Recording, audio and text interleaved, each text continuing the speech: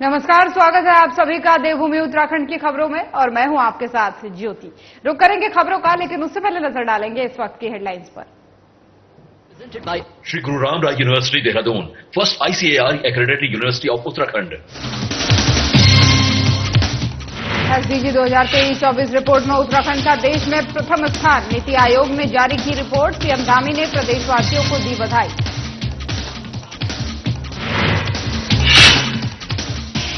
गंगोत्री यमुनोत्री धाम के टूटे सारे रिकॉर्ड। हर साल के मुकाबले इस साल अधिक संख्या में पहुंच रहे श्रद्धालु। डीएम मेहरबान सिंह बिश्नोई ने यात्रा के संबंध में अधिकारियों के साथ की बैठक। ऋषिकेश के विद्या मंदिर इंटर कॉलेज में हुआ पौधारोपण। प्रधानाचार्य उमाकांत पंत ने किया शुभारंभ। फलदार और औषधीय पौधों को बचाने का लिया संकल्प। हल्द्वानी में बारिश ने खोली ड्रेनेज सिस्टम की पोल। जलभराव को लेकर नगर निगम अलर्ट। जलभराव से निपटने की तैयारी में जुटा निगम।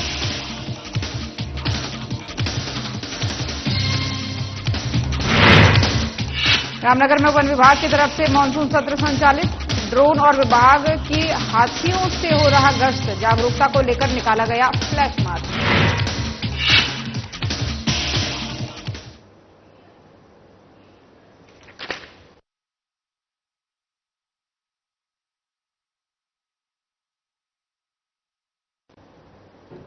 और बुलेटिन की शुरुआत करेंगे इस वक्त की बड़ी खबर के साथ। बड़ी खबर सामने आ रही है उत्तराखंड से, जहां पर सीएम धामी ने एक और कीर्तिमान रचा है। तो डबल इंजन की सरकार में धाकड़ धामी का एक और करिश्मा सामने आया है। उत्तराखंड में रचा एक और नया कीर्तिमान। मुख्य सेवक धामी के गुड गवर्नेंस पर नीति आयोग की SDG रिपोर्ट की मोहर लग गई है। SDG 2023-24 रिपोर्ट में उत्तराखंड देश में प्रथम स्थान पर है। नीति आयोग ने जारी किया रिपोर्ट। सीएम धामी ने प्रदेशवासियों को दी है बधाई। सतत विकास में पुष्कर साबित हुए हैं गुड एडमिनिस्ट्रेटर। सीएम धामी के धाकड़ फैसलों और नीतियों ने देवभूमि को देश में दिलाई है अलग पहचान। वहीं 28 राज्यों और 8 केंद्र शासित प्रदेश में उत्तराखंड 79 अंकों के साथ पहले स्थान पर है। राज्य में गुड गवर्नेंस के 360 डिग्री फॉर्मूले पर काम कर रही है धामी सरकार। महिलाओं, युवाओं, गरीबों से लेकर हर तबके को साथ लेकर अंत्योदय के सपने को कर रही है साकार। धाकड़ धामी का साफ संदेश राज्य के अंतिम व्यक्ति तक पहुंचा। विकास ही सरकार की सफलता की गारंटी। हमारे लिए ये बहुत उत्साहवर्धक है। सीएम धामी का कहना है, सतत विकास लक्ष्य में राज्य की उपलब्धि हमारी गुड गवर्नेंस की नीति पर मुहर है। टीम वर्क और निर्धारित लक्ष्य के साथ देश भर में उत्तराखंड ने पहला स्थान प्राप्त कर विकास की सफलता को दर्शाया है, सीएम धामी ने कहा है। तो ये बड़ी और अहम जानकारी आपको दे रहे हैं। वहीं साथ ही ये भी बता दें आपको कि पीएम मोदी के नेतृत्व में डबल इंजन की सरकार लगातार उत्तराखंड को आगे बढ़ाने का काम कर रही है। ये भी मुख्यमंत्री पुष्कर सिंह धामी ने कहा है। आगे भी हम इसी तरह समग्र विकास के लक्ष्यों को प्राप्त कर नजीर पेश करेंगे। अंतिम व्यक्ति तक विकास के लिए संकल्पबद्ध है धामी की सरकार। वहीं भारत में अंत्योदय के सपने को साकार करने को बिना रुके बिना थके बदस्तूर करते रहेंगे काम। तो पुष्कर सिंह धामी का ये बड़ा बयान सामने आया है। तो एक नया कीर्तिमान उनके राज में एक बार फिर से।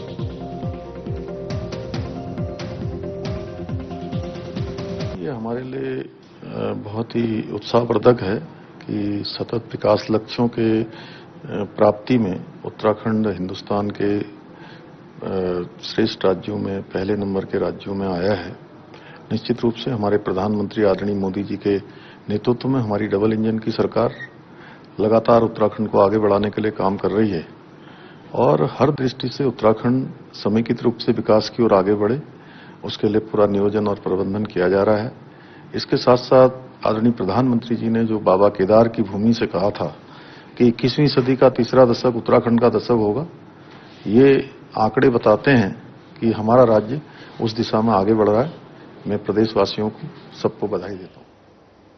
तो सीएम धामी को सुन रहे थे आप। चलिए खबरों में आगे बढ़ते हैं। एम्स ऋषिकेश में urology cancer social awareness programme का आयोजन हुआ, जिसमें मुख्य अतिथि उत्तराखंड के राज्यपाल गुरमीत सिंह पहुंचे।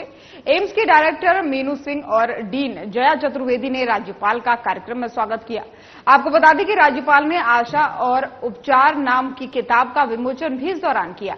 मौके पर राज्यपाल ने कहा कि देश में लगातार एम्स की संख्या बढ़ रही है, जिसमें रोगियों को इलाज में आसानी हो रही है।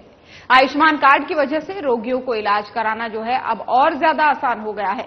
यूरोलॉजी विभाग ने जिस प्रकार कैंसर के 500 मरीजों को ठीक कर नया जीवन देते हुए नया रिकॉर्ड बनाया है, वो तारीफे काबिल है। उन्होंने डॉक्टरों से कहा कि वो कैंसर के डर को खत्म करने के लिए भी जागरूकता अभियान चलाएं, क्योंकि वर्तमान समय में जो है कैंसर से डरने का नहीं बल्कि उससे लड़ने का समय है। सही समय पर इलाज मिलने से कैंसर को खत्म किया जा सकता है। देश के वैज्ञानिक लगातार कैंसर पर भी शोध कर रहे हैं। एक बहुत ही बड़ा दिन और बहुत सौभाग्यशाली दिन था कि आज का जो मकसद था वो किस प्रकार से न्यूरोलॉजिकल कैंसर के बारे में जागरूकता बढ़ाई जाए, और बहुत नम्रतापूर्ण एम था कि किस प्रकार जो गैप्स हैं उनको क्लोज किया जाए। इसके ऊपर में हम किस प्रकार से अपने समाज को जागरूकता करें। सबसे पहले मैं एम्स ऋषिकेश के यूरोलॉजी डिपार्टमेंट को मुबारकबाद देना चाहता हूं कि उन्होंने इस विषय को इस लेवल तक लेके आए और उन्होंने 500 पेशेंट्स को जो ठीक करने का एक रिकॉर्ड बनाया है। और बहुत टचिंग है कि उसमें से 200 से भी ज्यादा ऐसे पेशेंट हैं जिनका यूरोलॉजी कैंसर ठीक हुआ और आज उन्होंने इस इवेंट के अंदर में पार्टिसिपेट किया। उन्होंने अपनी खुद जो इस एक चैलेंज के साथ में लड़े उसकी कहानी बताई, और मुझे बहुत खुशी हुई कि उन्होंने अपने हृदय से, अपनी आत्मा से एम्स ऋषिकेश को, डॉक्टर्स को, नर्सिंग को, जितने भी हमारे हेल्थ वॉरियर है, उनको तहे दिल से धन्यवाद दिया। हमारे लिए सबसे बड़ा लेसन क्या है कि हम किस प्रकार से यूरोलॉजी कैंसर को की लड़ाई लड़े। आज कुछ ऐसा समझ में आया कि सबसे बड़ा है कि हमको we are not aware about the symptoms, इसके कारण क्या है, इसके लक्षण क्या है, इसका निदान क्या है और इस प्रकार से उपचार करना है। तो राज्यपाल गुरमीत सिंह को सुन रहे थे आप। चलिए आप खबरों में आगे बढ़ेंगे और बड़ी खबर सामने आ रही है उत्तरकाशी से, जहां पर गंगोत्री यमुनोत्री में सारे रिकॉर्ड टूट चुके हैं। तो ये बड़ी और अहम जानकारी आपको उत्तरकाशी से दे रहे हैं, जहां पर गंगोत्री यमुनोत्री धाम के सारे रिकॉर्ड टूट चुके हैं। हर साल के मुकाबले इस साल अधिक संख्या में पहुंच रहे हैं श्रद्धालु। डीएम मेहरबान सिंह बिष्ट ने यात्रा के संबंध में अधिकारियों के साथ बैठक की है, अधिकारियों को दिए हैं इस दौरान आवश्यक दिशा निर्देश। वहीं गंगोत्री और यमुनोत्री धाम का मास्टर प्लान बनाकर धामों और यात्रा पड़ावों का किया जाए विकास। मास्टर प्लान में सुरक्षा और भीड़ प्रबंधन के लिए करे प्रबंध, तीर्थयात्रियों की आवाजाही के लिए फ्री सर्कुलेशन एरिया सहित वेटिंग एरिया की भी की जाए व्यवस्था। वहीं मास्टर प्लान में यात्रियों की मूलभूत सुविधाओं का रखा जाए विशेष ध्यान, डीएम मेहरबान सिंह बिष्ट का ये कहना है। गंगोत्री और यमुनोत्री धाम के मास्टर प्लान की प्रारंभिक रूपरेखा की गई है तैयार। वहीं मंदिर समितियों के पदाधिकारियों सहित विभिन्न विभागों के अधिकारियों के साथ की गई है चर्चा। तो डीएम मेहरबान सिंह बिष्ट ने ये कहा है और एक बड़ी जानकारी आपको दे रहे हैं इसके माध्यम से, जहां पर गंगोत्री यमुनोत्री धाम के सारे रिकॉर्ड टूटते हुए इस साल नजर आ रहे हैं, क्योंकि हर साल के मुकाबले इस साल जो है श्रद्धालु ज्यादा पहुंच रहे हैं। और इसी को लेकर के प्रशासन जो है तैयारियों में भी लगातार जुटा हुआ था, कहीं भी किसी भी तरीके की कोई कमी न आने पाए, इसको लेकर के अधिकारियों को निर्देश दिए हैं। डीएम मेहरबान सिंह बिष्ट ने कहा है कि किसी भी तरीके की श्रद्धालुओं को, यात्रियों को कोई समस्या नहीं होनी चाहिए। डबल लेयर हो जाएंगे तो फिर उस स्टेज में यदि यात्रा का पीक डेज में 30,000 35,000 की संख्या जो सभी लोग मान के चल रहे हैं, इतनी संख्या हो जाएगी अगले। और वहीं आवास विकास स्थित विद्या मंत्री इंटर कॉलेज में हरेला पर्व के उपलक्ष्य में पौधारोपण कार्यक्रम का आयोजन किया गया। आपको बता दें कि इस दौरान जो है स्कूल के छात्रों ने फलदार और औषधीय पौधे लगा करके उनका ख्याल रखने का भी संकल्प लिया है। पौधारोपण कार्यक्रम का शुभारंभ प्रधानाचार्य उमाकांत पंत ने खुद एक पौधा लगा करके किया। वहीं मौके पर प्रधानाचार्य ने छात्रों को पर्यावरण के महत्व के बारे में भी विस्तृत जानकारी दी। उन्होंने छात्रों से कहा कि प्रत्येक छात्र अपने जन्मदिन पर एक पौधा लगाकर उसका ख्याल रखने का काम करे। प्रधानाचार्य ने कहा कि एक पर्यावरण संरक्षण का महत्व हमें सबसे ज्यादा कोरोना काल में पता चला, जब लोग सिलेंडर से ऑक्सीजन लेते हुए दिखाई दे रहे थे। मीडिया प्रभारी का इस मामले में कहना है कि छात्रों ने 100 से अधिक पौधे लगाए हैं, जिनका नियमित ख्याल रखने का संकल्प भी छात्रों ने लिया। वहीं स्कूल के शिक्षकों ने भी पौधे लगाकर उनका ख्याल अपने पुत्र की तरह रखने का वचन मां कही जाने वाली पर्यावरण को दिया है।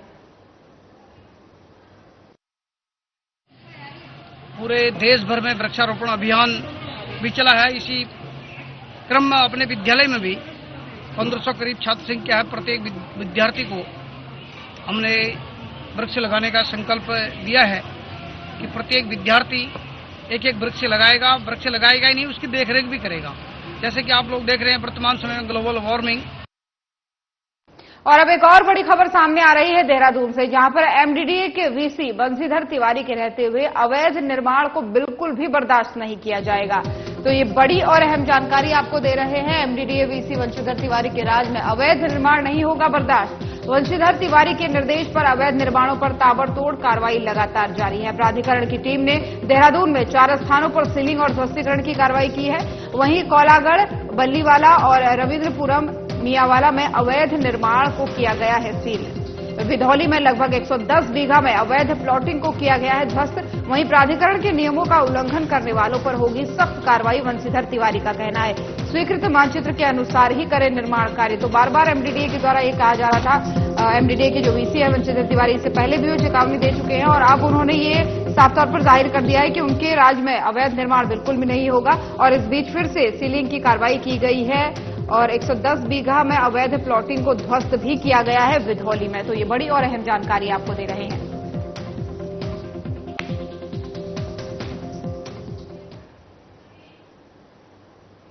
और हल्द्वानी में पिछले दिनों हुई बरसात ने नगर निगम के ड्रेनेज सिस्टम की पोल खोल दी है। दरअसल हल्द्वानी में हुई भारी बरसात की वजह से नगर निगम क्षेत्र के कई इलाकों में भारी जलभराव हुआ है। बरसात के बाद से अब नगर निगम ने इन जलभराव वाले इलाकों के लिए होमवर्क करना शुरू कर दिया है। मुख्य नगर आयुक्त विशाल मिश्रा का कहना है कि जलभराव वाले इलाकों को चिन्हित करके वहां के लिए कार्य योजना तैयार की जा रही है। नगर निगम की टीम ने जलभराव वाले इलाकों में सबसे पहले पानी की निकासी के लिए काम किया है और साथ ही जो है किसी प्रकार की संक्रामक बीमारी न हो इसके लिए भी छिड़काव और अन्य उपाय किए जा रहे हैं। भविष्य में शहर में जलभराव न हो इसके लिए भी प्लानिंग की जा रही है। जहां पर जलभराव की शिकायतें प्राप्त हुई हैं, हिमालयन कॉलोनी है, पुष्प विहार है, बहुत सारी जगह हमारी अपनी गौशाला में भी जलभराव की समस्या देखी गई और कुछ हमारे शहरी क्षेत्र से बाहर है, प्रेमपुर, रोशियानी वगैरह, पर वहां पर भी जो है जलभराव की समस्या को ऑब्जर्व किया गया है और नगर निगम के द्वारा अपने पंप और अपनी टीमों को लगा करके तत्परता से जलभराव की समस्या को हल करने का प्रयास किया गया। इसके लिए हमारी नगर निगम की पूरी टीम भी बधाई की पात्र है और हमारी उम्मीद है कि अब जब बरसात रुक गई है तो इसके बाद किसी तरह की बीमारियां न फैलें, इसके लिए भी हमारी टीमें लगी हुई हैं छिड़काव के लिए और सफाई के लिए, ताकि मच्छर, डेंगू इत्यादि की कोई समस्या। और यहाँ पर रुकेंगे एक छोटे से ब्रेक के लिए, जल्द हाजिर होंगे।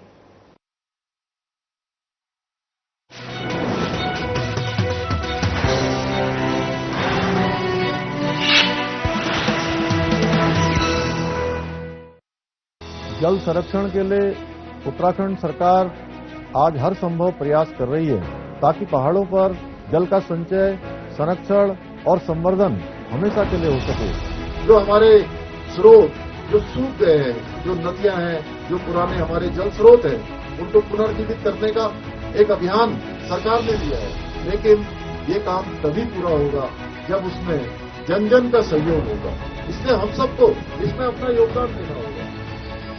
देवभूमि उत्तराखंड, जिसकी नदियां और जल स्रोत हमेशा से ही देश की प्यास बुझा रहे हैं, इन जल स्रोतों को बचाना हम सबकी जिम्मेदारी है। आइए अपनी नदियों और तालाबों को प्रदूषित होने से बचाने और पानी को संरक्षित करने का संकल्प लें। प्लास्टिक कचरा न फेंके, न ही किसी को फेंकने दे।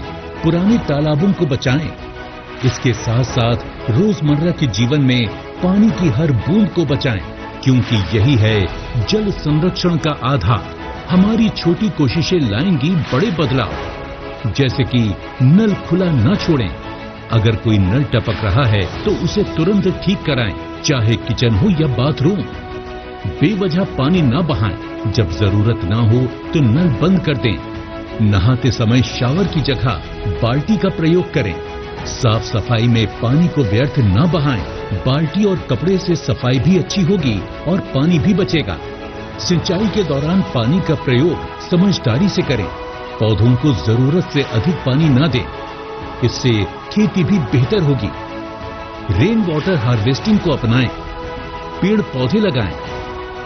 अपनी ये जिम्मेदारी निभाएंगे ना आप?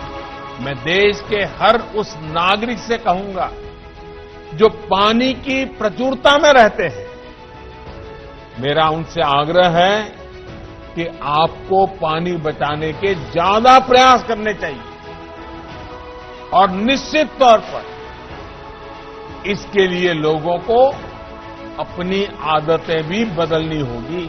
पानी का उपयोग हमें प्रसाद की तरह करना चाहिए। पानी को बचाएं, भविष्य को सजाएं।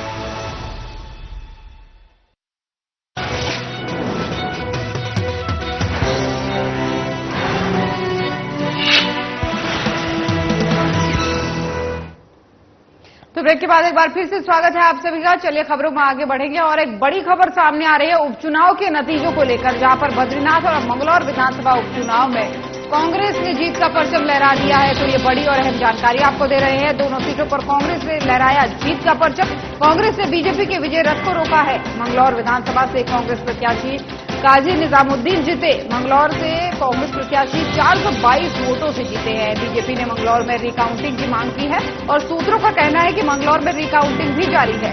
बद्रीनाथ विधानसभा से कांग्रेस प्रत्याशी लखपत बुटोला जीते हैं। कांग्रेस कार्यकर्ताओं ने मनाया जीत का जश्न, एक दूसरे को मिठाइयां खिलाकर बधाई दी है। तो ये बड़ी जानकारी आपको दे रहे हैं क्योंकि उपचुनाव के लिए 10 जुलाई को जो है वोटिंग हुई थी और आज उसकी काउंटिंग हुई थी और काउंटिंग में अब उत्तराखंड में दोनों सीटों का लगभग रिजल्ट जारी कर दिया गया है। काउंटिंग पूरी हो चुकी है लगभग। बद्रीनाथ और मंगलौर दोनों सीटों पर कांग्रेस ने जीत का परचम लहराया है। हालांकि ये भी कहा जा रहा है कि मंगलौर में रिकाउंटिंग जारी है। सूत्रों का कहना है कि रिकाउंटिंग हो रही है क्योंकि बीजेपी की मांग है कि एक बार फिर से वोटों की काउंटिंग की जाए, तो इसलिए रिकाउंटिंग जारी है, सूत्र बता रहे हैं। लेकिन कांग्रेस में खुशी का माहौल है, जीत का माहौल है।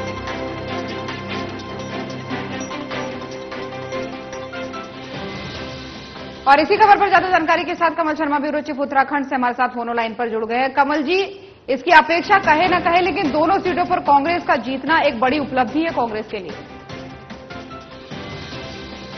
बिल्कुल जब खबर निकल के आ रही है और कहें तो बद्रीनाथ और कहें तो मंगलौर विधानसभा जो ये उपचुनाव थे यहाँ पर अगर हम बात करें तो दोनों जगह से भारतीय जनता पार्टी कहीं न कहीं निराशाजनक खबर आ रही है भारतीय जनता पार्टी के लिए और कांग्रेस के लिए एक अच्छी खबर आ रही है।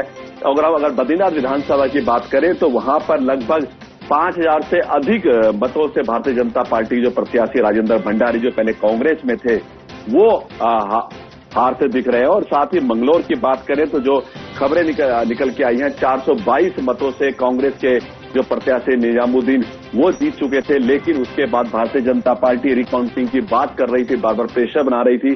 तो पता चला है कि रिकाउंटिंग भी कुछ बूथों के लिए वहां पर जारी है।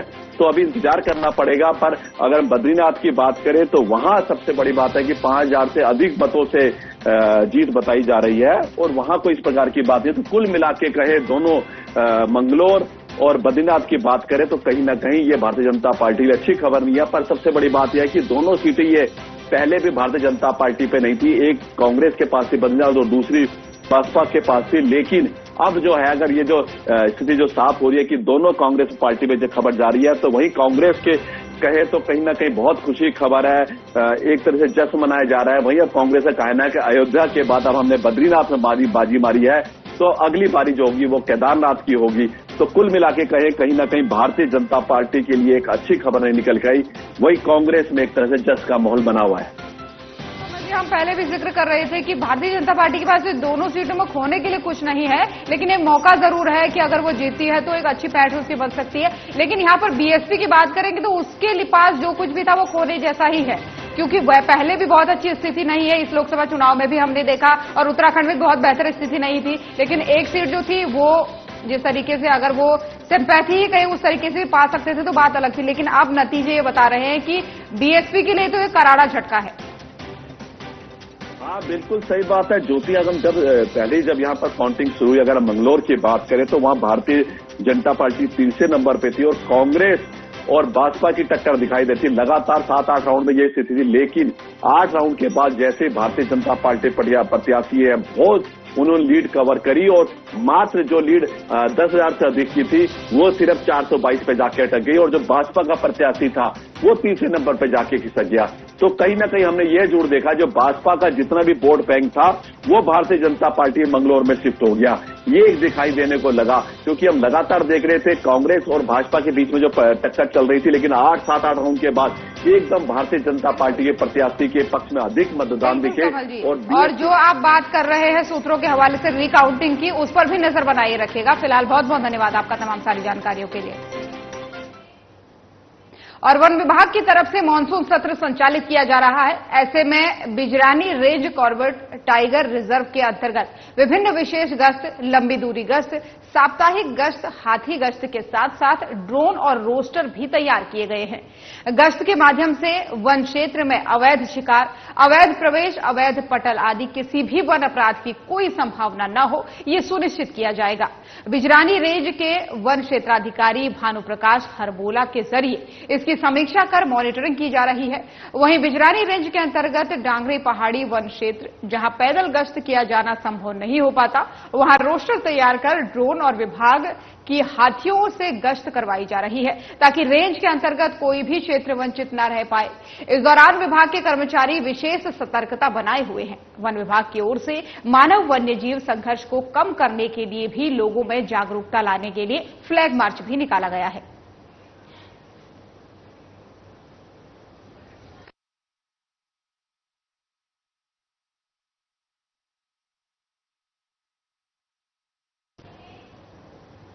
और एक और बड़ी खबर सामने आ रही है बाढ़ बारिश को लेकर के, जहां उत्तराखंड में लगातार बारिश का कहर जारी है। तो ये बड़ी और अहम जानकारी आपको दे रहे हैं, तस्वीरों के साथ बता रहे हैं, जहां पर उत्तराखंड में भारी बारिश का कहर लगातार जारी है। तेज बारिश का येलो अलर्ट है। नदियों, झरनों, नालों का प्रवाह बढ़ने की संभावना है। टिहरी, देहरादून, पौड़ी, पिथौरागढ़, बागेश्वर, चंपावत, अल्मोड़ा, नैनीताल में बारिश के आसार बताए जा रहे हैं। आकाशीय बिजली चमकने की जताई जा रही है संभावना। वहीं नदी नाले उफान पर हैं। एसडीआरएफ और एनडीआरएफ के जवान भी लगातार अलर्ट मोड पर बने हुए हैं। आपको बता दें कि मौसम विभाग ने भी संवेदनशील इलाकों में सतर्कता बरतने की अपील की है। तो वहीं प्रशासन भी हर माध्यम से लोगों से कर रहा है अपील। नदी नाले, रपटे, बहाव क्षेत्र और जलभराव वाले इलाकों से रहें दूर। बंद सड़कों को खोलने का कार्य भी लगातार जारी है। तो बाढ़ बारिश को लेकर के बड़ा अपडेट आपको दे रहे हैं, जहां पर मौसम विभाग जो पल पल अलर्ट जारी कर रहा है उसकी भी आप तक जानकारी पहुंचा रहे हैं। इस बीच जो है टिहरी, देहरादून, पौड़ी, पिथौरागढ़, बागेश्वर, अल्मोड़ा, चंपावत, नैनीताल में बारिश के आसार बताए हैं और साथ ही आकाशीय बिजली चमकने के भी आसार यहां पर बताए हैं।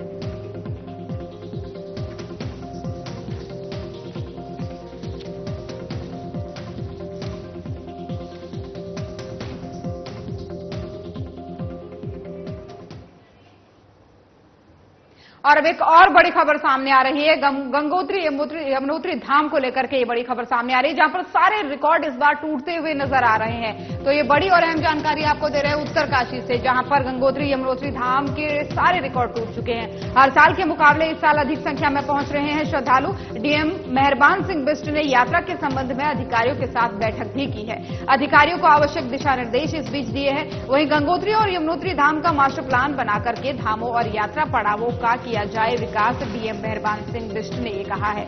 मास्टर प्लान में सुरक्षा और भीड़ प्रबंधन के लिए भी प्रबंध करें। तीर्थ यात्रियों की आवाजाही के लिए फ्री सर्कुलेशन एरिया सहित वेटिंग एरिया की भी की जाए व्यवस्था। मास्टर प्लान में यात्रियों की मूलभूत सुविधाओं का रखा जाए विशेष ध्यान, डीएम का ये कहना है। वहीं गंगोत्री और यमुनोत्री धाम के मास्टर प्लान की प्रारंभिक रूपरेखा की गई है तैयार। मंदिर समितियों के पदाधिकारियों सहित विभिन्न विभागों के अधिकारियों के साथ भी चर्चा इसको लेकर की गई है। डबल लेन हो जाएंगे तो फिर उस स्टेज में यदि यात्रा का पीक डेज में 30,000 35,000 की संख्या जो सभी लोग मान के चल रहे हैं, इतनी संख्या हो जाएगी अगले 10-1 साल में, तो 30,000 यात्रियों को हम कैसे उनके दर्शन कराएं और उनके लिए फिर क्या पार्किंग की व्यवस्था हो और क्या उसमें पानी की व्यवस्था हो, क्या बिजली की व्यवस्था हो, सॉलिड वेस्ट मैनेजमेंट के लिए क्या हमें करना होगा। तो उन्हीं बड़ी बड़ी योजनाओं पर हम लोगों ने काम करना है। यही तो देवभूमि उत्तराखंड की खबरें देख रहे थे आप। बुलेटिन में फिलहाल इतना ही। जाते जाते एक नजर डालेंगे इस वक्त की सुर्खियों पर। Headlines presented by Shri Guru Ram Rai University, Dehradun, first ICAR accredited university of Uttarakhand. SDG 2023-24 report में उत्तराखंड का देश में प्रथम स्थान। नीति आयोग ने जारी की रिपोर्ट। पीएम धामी ने प्रदेशवासियों को दी बधाई। गंगोत्री यमुनोत्री धाम के टूटे सारे रिकॉर्ड। हर साल के मुकाबले इस साल अधिक संख्या में पहुंच रहे श्रद्धालु। डीएम मेहरबान सिंह बिष्ट ने यात्रा के संबंध में अधिकारियों के साथ की बैठक। ऋषिकेश के विद्या मंदिर इंटर कॉलेज में हुआ पौधारोपण। प्रधानाचार्य उमाकांत पंत ने किया शुभारंभ। फलदार और औषधीय पौधों को बचाने का लिया संकल्प। हल्द्वानी में बारिश ने खोली ड्रेनेज सिस्टम की पोल। जलभराव को लेकर नगर निगम अलर्ट। जलभराव से निपटने के लिए तैयारी में जुटा निगम।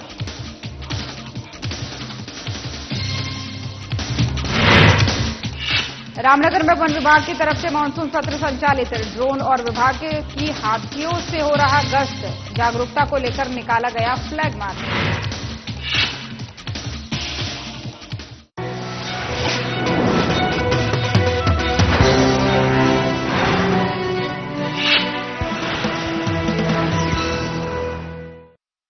खाते पीते तो बहुत हैं पर आपकी सेहत नहीं बनती।